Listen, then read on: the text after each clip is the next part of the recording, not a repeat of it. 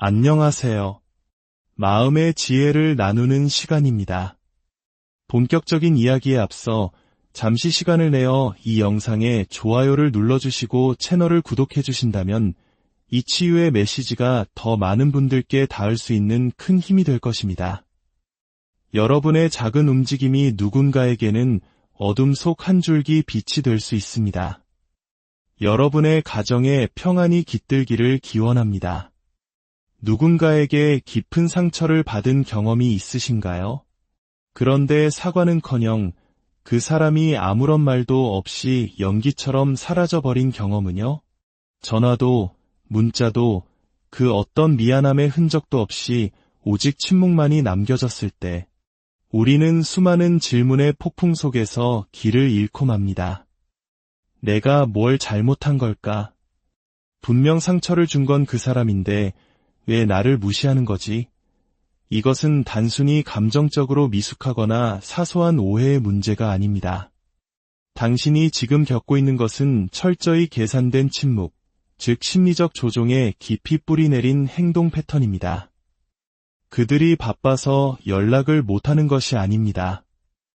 오히려 한 걸음 떨어져 당신의 감정적 반응을 지켜보고 있는 것입니다. 오늘 이 이야기를 끝까지 들으신다면 자기의 성향, 즉 나르시시스트가 왜 당신에게 상처를 준 뒤에 침묵으로 일관하는지 이해하게 될 뿐만 아니라 당신의 감정적 에너지를 되찾고 잃어버렸던 내면의 평온을 회복하며 그들이 당신 주위에 쳐놓은 보이지 않는 감옥에서 탈출할 힘을 얻게 될 것입니다. 이 패턴은 결코 우연이 아닙니다. 이것은 치밀한 전략입니다. 나르시시스트의 행동은 즉흥적이지 않습니다. 그들은 매우 계산적이며 종종 심리적 지배라는 장기 게임을 플레이합니다. 그들의 가장 강력한 무기 중 하나가 바로 당신에게 상처를 준 뒤에 사용하는 침묵 치료, 즉 완전한 감정적 철회입니다. 이것은 단순한 회피가 아닙니다. 의도적인 전략입니다. 나르시시스트가 고통을 유발한 후 당신을 무시하는 것은 죄책감이나 수치심을 느끼거나 심지어 자신이 뭘 잘못했는지 몰라서가 아닙니다. 그들은 권력의 각본을 완전히 뒤집고 싶어 하기 때문입니다. 그들은 당신에게 정서적 상처를 입혔습니다. 그리고 책임을 지는 대신 흔적도 없이 사라져버립니다. 부서진 조각들을 줍고 수습하는 것은 온전히 당신의 몫으로 남겨둔 채 말이죠. 이것은 감정적 방치가 아니라 심리전입니다. 그들의 상처 주는 행동 후에 갑자기 사라지거나 당신을 무시함으로써 그들은 하나의 진공 상태를 만들어냅니다. 대부분의 사람들에게 이 진공 상태는 견디기 힘든 고통입니다. 이것은 불안과 혼란을 낳고 미해결된 문제를 어떻게든 해결하고 싶은 절박한 심리를 자극합니다. 당신의 마음은 무슨 일이 있었는지, 내가 무엇을 잘못했는지, 그리고 어떻게 이 상황을 바로잡을 수 있는지 이해하기 위해 과부하 상태에 빠집니다. 이러한 끝없는 곱씹음은 단순히 개인적인 번뇌가 아니라 생화학적인 반응입니다. 당신의 뇌는 스트레스 호르몬인 코르티솔을 분비하기 시작하고 동시에 정서적 안정을 조절하는 세로토닌과 도파민 수치는 급격히 떨어집니다. 나르시시스트는 이 사실을 알고 있습니다. 의식적으로 알지 못하더라도 그 효과를 본능적으로 이해하고 있습니다. 그들은 반복된 경험을 통해 학습했습니다. 자신이 물러서면 상대방이 쫓아온다는 것을, 자신이 차가워지면 상대방이 더 매달린다는 것을, 그리고 자신이 침묵할 때 권력을 얻게 된다는 것을 말입니다. 이것이 바로 작동 중인 심리적 권력 게임입니다. 그들의 침묵은 어떤 말보다 더 시끄럽게 당신의 마음을 흔듭니다. 그들의 부재는 수동적인 것이 아니라 공격적인 것입니다. 그것은 당신의 감정적 기반을 송두리째 흔들기 위해 설계되었습니다. 목표는 당신이 스스로를 성찰하게 만드는 것이 아니라 당신 자신의 가치를 의심하게 만드는 것입니다. 내가 너무 심한 말을 했나? 내가 너무 과민 반응한 걸까? 상처받은 건 나인데 오히려 내가 먼저 사과해야 하나? 이러한 내면의 질문들은 당신의 자존감을 조금씩 갉아먹기 시작합니다. 그리고 그들이 침묵하는 시간이 길어질수록 당신의 마음속에서 그들의 존재는 더욱 강력해집니다. 물론 이것은 환상에 불과하지만 매우 효과적인 환상입니다. 나르시시스트는 오직 철회라는 행위만으로 스스로를 높은 제단 위에 올려놓습니다. 그들은 문제 해결에 참여하지 않습니다. 왜냐하면 해결은 그들의 통제력을 앗아가기 때문입니다. 대신 그들은 거리를 두고 냉담하며 감정적으로 접근 불가능한 상태를 유지합니다. 그렇게 함으로써 모든 힘을 쥔 존재로 스스로를 포지셔닝합니다. 이제 권력의 역학은 완전히 뒤집혔습니다. 한때 연결, 심지어 갈등이라도 존재했던 곳에 이제는 텅 빈 공허함만이 남았습니다. 그리고 그 공허함이 당신을 지배하고 있습니다. 나르시시스트의 잔인하면서도 영리한 전략이 바로 이것입니다. 침묵은 관계를 끝내기 위함이 아닙니다. 당신에게 그 어떤 마무리도 허락하지 않은 채 관계의 고통을 연장시키기 위함입니다. 답을 찾는 과정에서 당신은 계속 그들의 궤도 안에 갇히게 되기 때문입니다. 당신의 집중력은 온통 그들에게 쏠리고 당신의 에너지는 고갈되며 당신의 치유는 손에 닿지 않는 곳에 머물게 됩니다. 이 역학을 이해하는 것은 매우 중요합니다. 당신이 그들의 침묵을 부재가 아닌 조종으로 인식하는 순간 당신은 그들이 훔쳐가려 했던 바로 그 힘을 되찾게 되기 때문입니다. 그리고 그 깨달음으로부터 모든 것이 변하기 시작할 수 있습니다. 나르시시스트가 당신에게 상처를 주고 침묵을 선택할 때 그들은 단순히 갈등을 피하는 것이 아닙니다. 그들은 의도적으로 당신의 감정적 상처를 활짝 열어둔 채 방치하는 것입니다. 피해를 주는 것은 처음에 그 행동만이 아닙니다. 그 후에 이어지는 계산된 공감의 부재, 해결의 부재, 인정의 부재가 더 큰 상처를 만듭니다. 의도적인 무대응은 고통을 증폭시킵니다. 마치 누군가가 당신을 깊이 베어놓고는 한 걸음 물러서서 당신이 피 흘리는 모습을 지켜보는 것과 같습니다. 돕기 위해서가 아니라 당신이 무너지는데 얼마나 걸리는지 관찰하기 위해서 말이죠. 열린 상처는 그들의 도구가 됩니다. 그들의 힘과 당신의 취약함을 동시에 확인시켜주는 조용한 메시지가 되는 것입니다. 이 전술이 특히 효과적인 이유는 인간의 감정이 작동하는 방식 때문입니다. 우리가 아끼는 사람에게 상처를 받으면 이해하고 관계를 회복하려는 것이 자연스러운 본능입니다. 우리는 왜 그런 일이 일어났는지, 그것이 무엇을 의미하는지, 그리고 상황이 나아질 수 있는지 알고 싶어 합니다. 나르시시스트는 바로 이 약점을 이용합니다.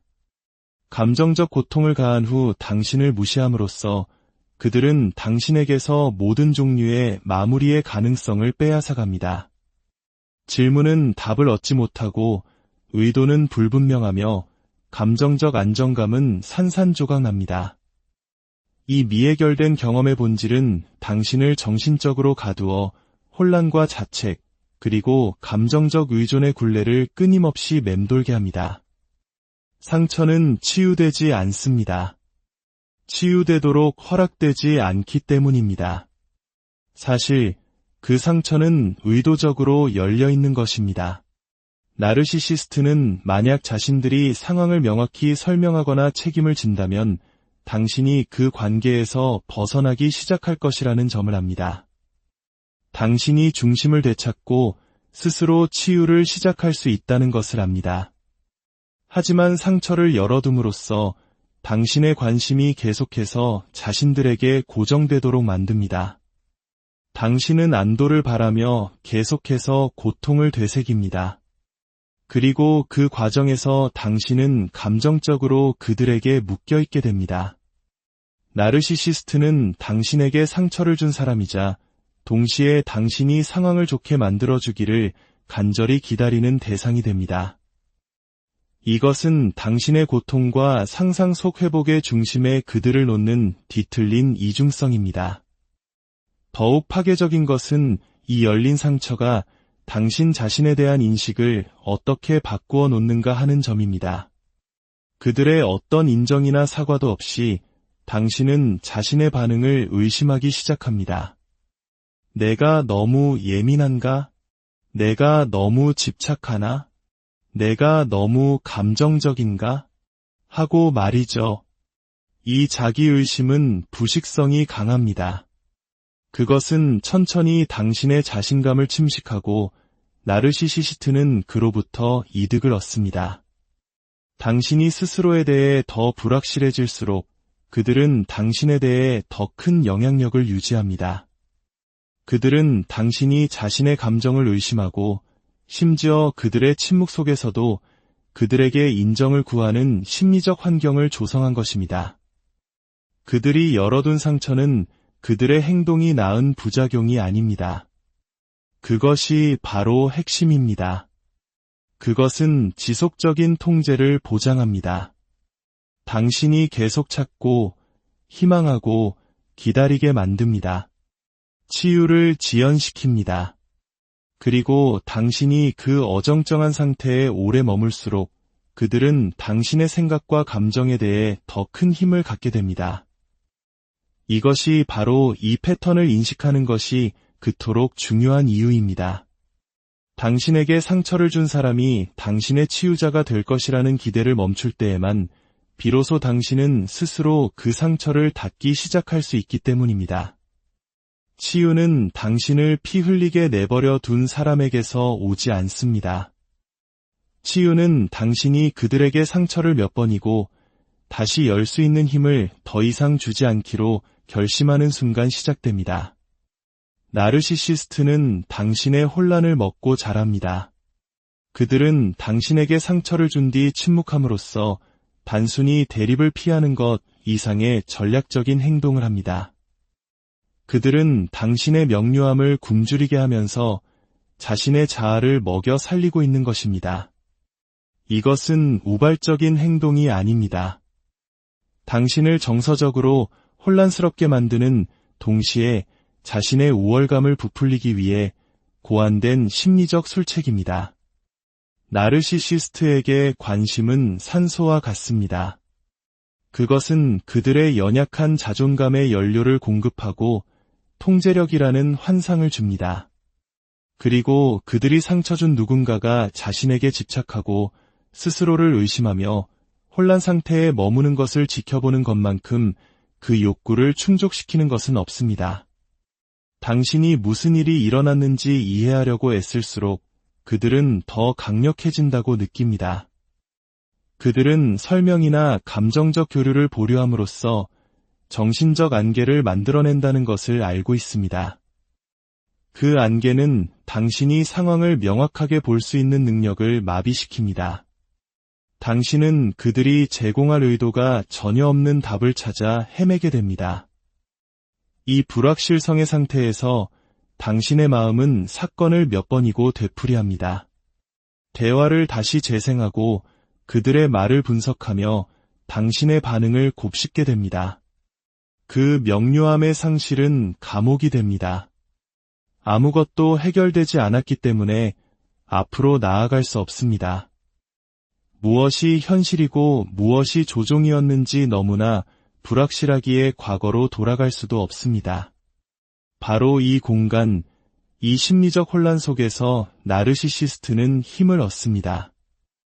이러한 역학은 그들이 손가락 하나 까딱하지 않고도 통제력을 유지하게 해줍니다.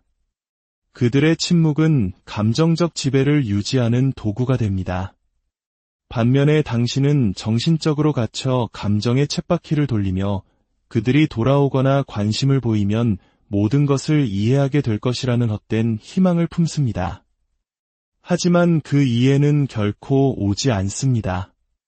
당신의 명료함은 당신에게 힘을 실어줄 것이기 때문입니다. 당신이 조종을 간파하고 그들에게서 벗어날 수 있게 할 것이기 때문입니다. 그래서 나르시시스트는 명료함이 당신의 손에 닿지 않도록 합니다. 이 모든 과정 속에서 그들은 부풀려진 자아감 속에서 성장하는 반면 당신은 자신감과 평화 그리고 자기 신뢰를 잃고 위축됩니다. 이것이 나르시시스트를 상대하는 진짜 대가입니다. 단순히 상처 주는 말이나 행동이 아닙니다. 당신의 내면의 명료함을 앗아가는 그 후폭풍, 그 침묵의 조종이 진짜 문제입니다.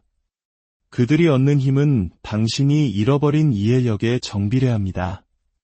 당신이 그 사실을 깨닫고 그들의 침묵이 공백이 아니라 전술임을 인식하기 전까지 당신은 그들의 굴레에 갇혀 있을 것입니다.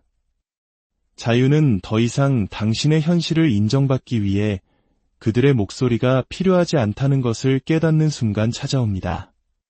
평화를 찾기 위해 그들이 말하는 버전의 이야기는 필요 없습니다. 당신은 오직 자신의 명료함을 되찾기만 하면 됩니다. 설령 그것이 그들의 혼돈으로부터 영원히 걸어나오는 것을 의미한다 할지라도 말입니다. 나르시시스트와의 관계는 종종 중독과 유사한 역학을 보입니다. 이는 감정적으로뿐만 아니라 생물학적으로도 그렇습니다. 이것은 시적인 과장이 아니라 뇌과학입니다. vzloty 빠제니에 예측 불가능성, 갑작스러운 애정 공세 뒤에 이어지는 침묵이나 잔인함. 이 모든 것이 뇌의 보상 시스템과 스트레스 시스템을 매우 불안정한 방식으로 활성화시킵니다. 이것이 그 관계가 그토록 강렬하고 모든 것을 집어삼키는 것처럼 느껴지는 이유입니다. 그것은 사랑이 아닙니다. 당신의 뇌가 바로 그 고통을 유발하는 사람을 갈망하도록 조건화하는 강화와 금단의 순환입니다. 그것이 바로 감정적 중독에 덧치며 나르시시스트는 그 덫을 놓는 법을 정확히 알고 있습니다. 처음에는 매력, 인정, 관심, 심지어 숭배에 가까운 태도로 강하게 다가올 수 있습니다. 이 단계는 당신의 시스템을 도파민이나 옥시토신 같은 기분 좋은 화학물질로 가득 채웁니다. 당신은 그들의 존재를 자신의 가치, 편안함, 그리고 감정적 고양감과 연관 짓기 시작합니다. 하지만 곧 그 단계는 바뀝니다. 칭찬은 비난이 되고 존재는 거리가 되며 따뜻함은 차가움이 됩니다. 그리고 당신이 혼란이나 상처를 표현할 때 그들은 피해를 복구하는 대신 더욱 멀리 물러납니다. 이 철회는 공황 상태를 만듭니다. 그들이 사라졌기 때문이 아니라 당신의 뇌가 마치 약물 금단 현상처럼 갑작스러운 자극 감소에 반응하고 있기 때문입니다. 더욱 해로운 것은 이 혼란스러운 패턴 속에서 뇌가 나르시시스트의 귀환, 즉 그 찰나의 친절이나 재연결의 순간을 안도와 동일시하기 시작한다는 점입니다. 그들이 유발하는 고통은 순환의 일부가 되고 그들의 귀환이 주는 일시적인 쾌락이 해결책처럼 느껴집니다. 당신은 그 황홀경을 쫓기 시작합니다. 올바른 말을 하고 올바른 방식으로 행동하고 당신의 가치를 증명하기만 하면 그들이 처음에 그 사람으로 돌아올 것이라고 믿으면서 말이죠. 하지만 그들은 돌아오지 않습니다. 그 버전은 가면이었기 때문입니다. 그리고 당신이 오래 머물수록 덫은 더 깊이 박힙니다. 당신은 더 이상 논리적으로 반응하지 않습니다. 화학적으로 반응하고 있는 것입니다. 이성적으로는 무언가 잘못되었다는 것을 알지만 감정적으로 그리고 생물학적으로 당신은 그들에게 묶여 있습니다. 이러한 종류의 감정적 중독은 깨뜨리기 가장 어려운 유대 중 하나입니다. 나르시시스트가 정말 특별하거나 대체 불가능해서가 아니라 당신의 뇌가 그 혼돈을 필요로 하도록 조건화되었기 때문입니다. 그리고 당신이 이 덫을 인식하지 않는 한 당신은 계속 돌아갈 것입니다.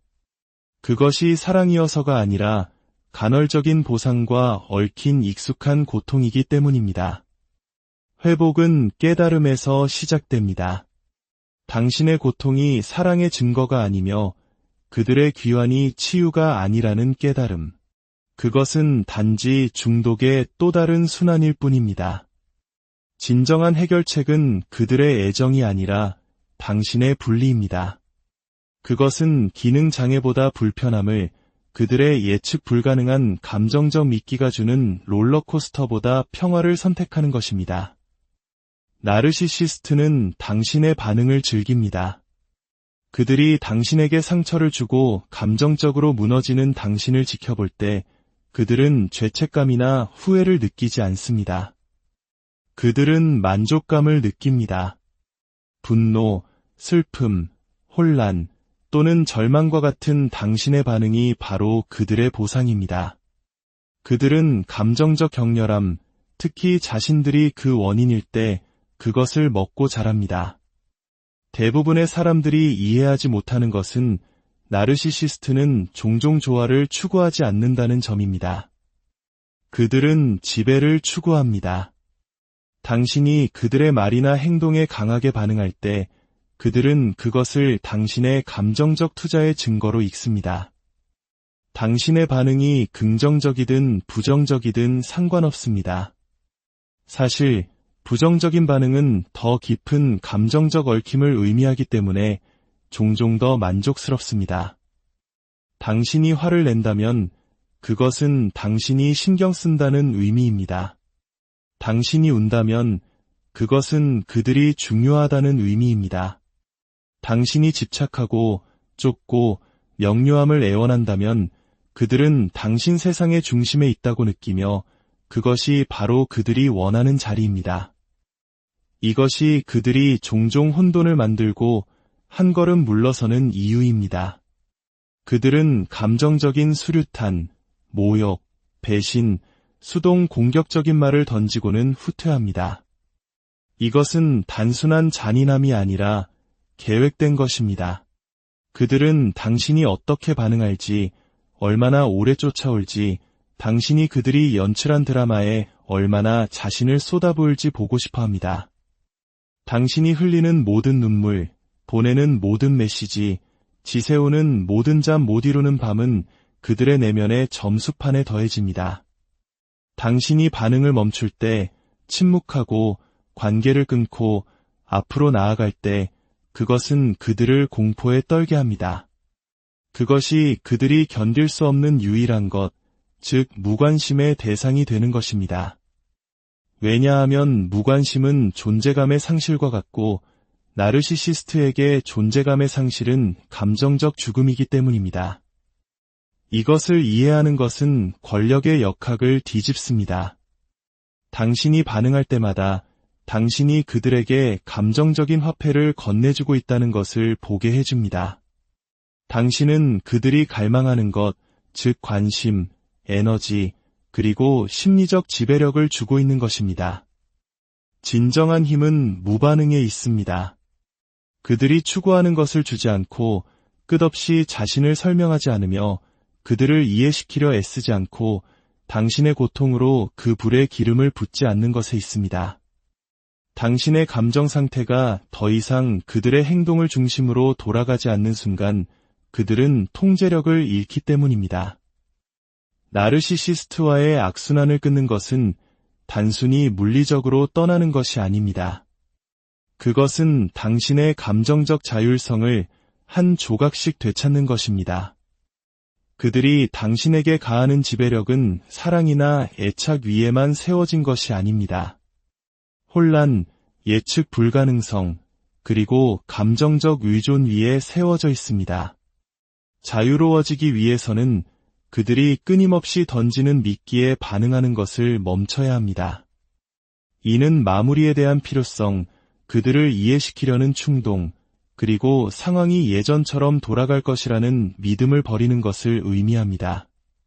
진실은 그들이 처음에 보여주었던 매력적이고 세심하며 다정한 모습은 결코 진짜가 아니었다는 것입니다. 그것은 당신을 끌어들이기 위해 고안된 가면이었습니다. 자유를 향한 첫 번째 실제 단계는 명료함입니다. 이 역학을 있는 그대로 불러야 합니다. 감정적 조종이라고 말입니다.